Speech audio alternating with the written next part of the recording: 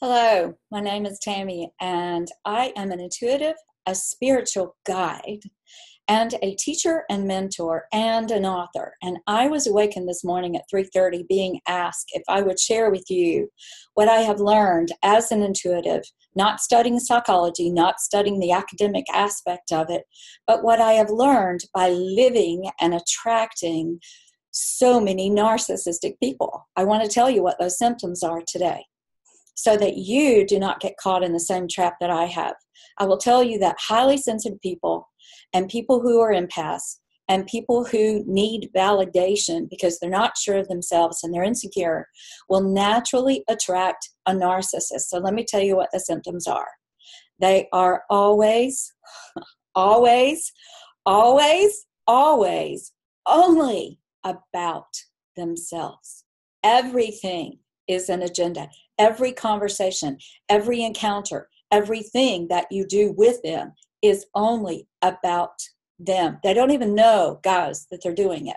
But the signs are that when you really want to do something, or something is important to you, or you have a different or opposing view of what that encounter will be like, you are never taken into account.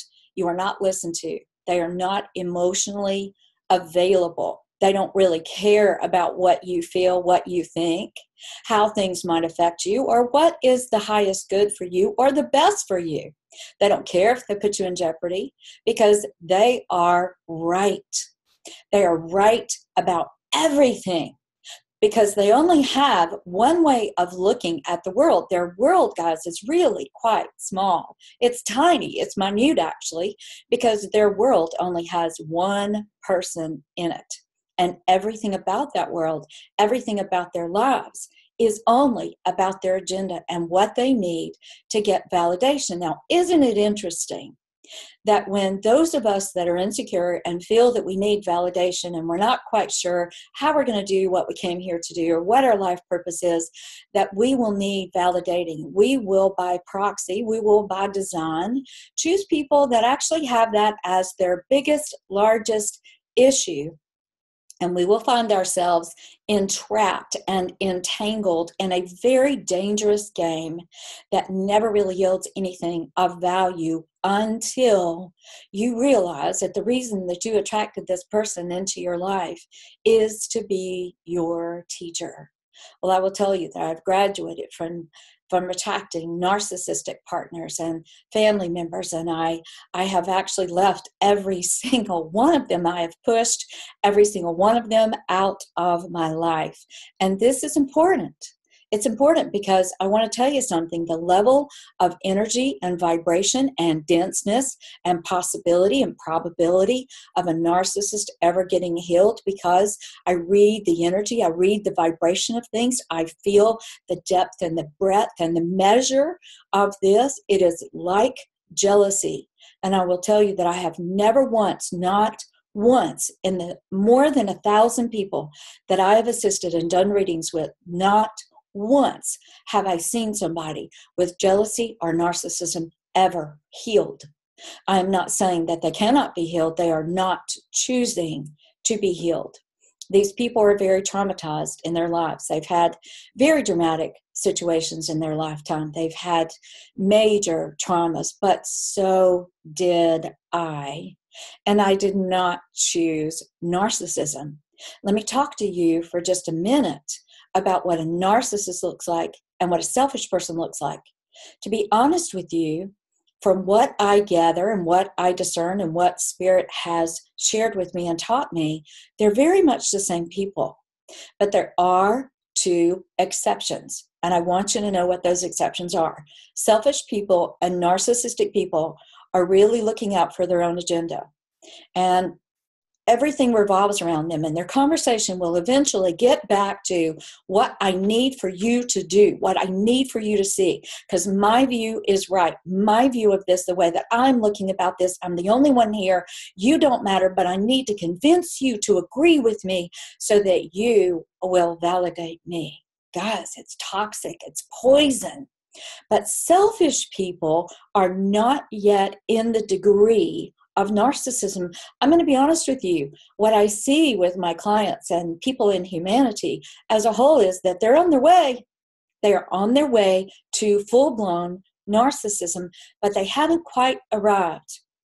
And the signs that you get that they are not completely settled and resonating in narcissistic energy is that they will actually apologize.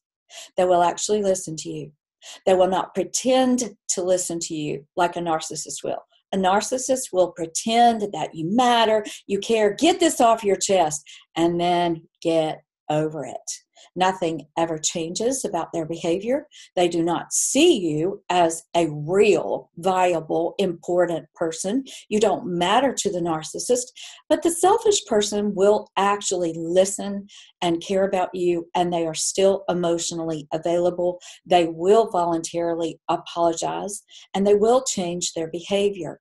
A narcissist never does.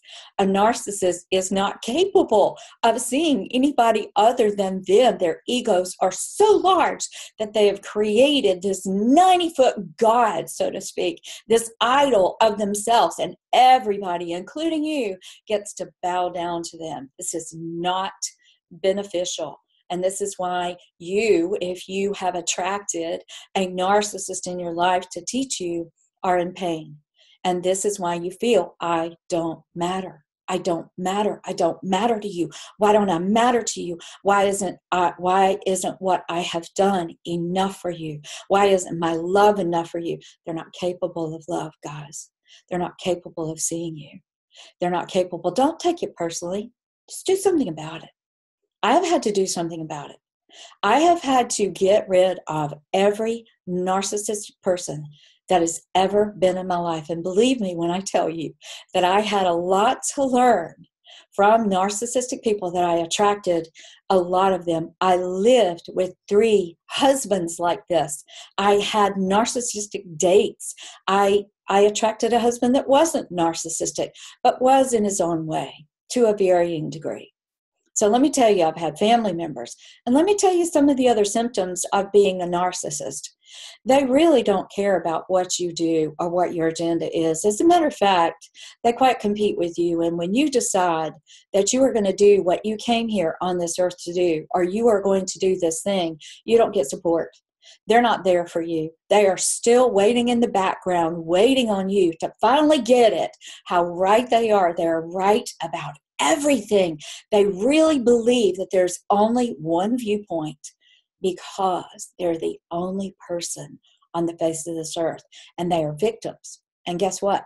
They will find people like us that want to be validated to validate them, and they victimize us.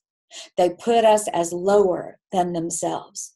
They use us as tools. And when you don't succumb to that need that they have of doing it their way and their way only, and only doing that thing that they are focused upon, they will find somebody else to take your place. And they usually find them very quickly. Guys, this is important for you to get.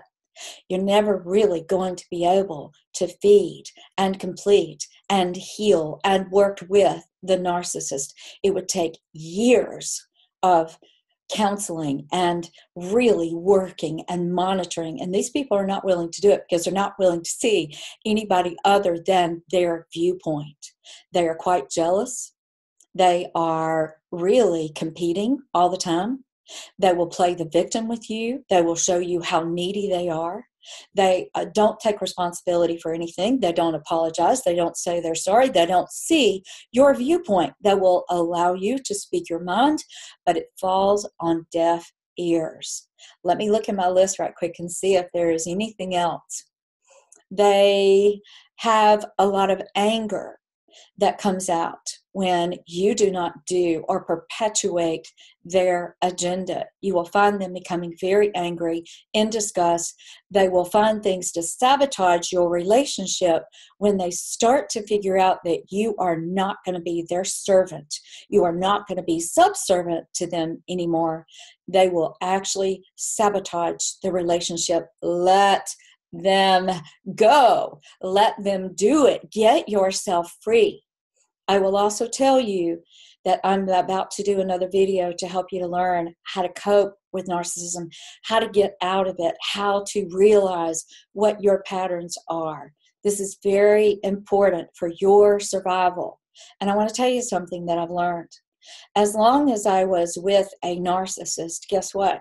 I was never really going to completely be supported or honored or looked at or emotionally provided for or really even succored or coddled or loved in any way in the work that I came here to do. And so I allowed and conspired and worked with freeing myself. And it's a process. I'm going to get into that into the next thing that I'm going to do. Thank you for joining me today. And I wish you all well at this point of your life. And if you are looking at this video, then you already are involved with a narcissist, or you would not be finding me. Thank you for joining me today.